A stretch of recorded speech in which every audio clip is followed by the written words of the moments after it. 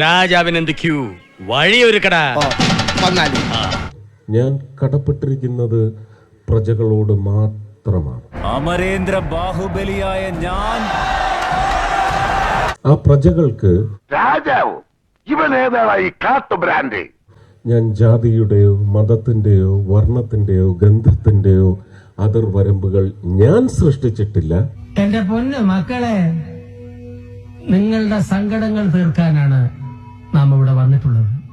പക്ഷെ ഞാൻ സൃഷ്ടിച്ചു എന്ന നിർബന്ധപൂർവം ദുഷ്ടലാക്കോടെ അത് അവതരിപ്പിക്കുന്നവന്മാർ അയ്യോ പച്ചവെള്ളം ചവച്ചു കുടിക്കണ പഞ്ചപാവം അങ്ങോട്ട് ഇറങ്ങിയില്ലടേ. നാശത്തിലേക്ക്, അത്ര എനിക്ക് പറയാൻ പറ്റും. നമ്മളെയാണല്ലോ മച്ചമ്പി. ദൈവത്തിനോട് ചേർന്ന് നിൽക്കുന്നയാളാണ്.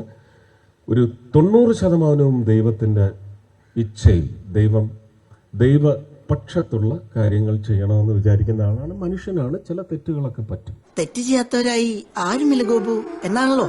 അത് പറ്റുന്നുണ്ട് എനിക്ക്. പക്ഷേ കഴിഞ്ഞ 5 ടേമുകളിൽ ലോക്സഭയിലായാലും നിയമസഭയിലായാലും ശരി തന്നെ, കേരളത്തിന്റെ പശ്ചാത്തലത്തിൽ മാത്രം ഞാൻ പറയുന്നു, ആരായത് നിന്നോട് പറഞ്ഞത്? ഒരാളും എല്ലാവരും ചെയ്ത പാപത്തിന്റെ 1% പോലും ഞാൻ ചെയ്തിട്ടില്ല. എന്ത് പറ്റിയടാ?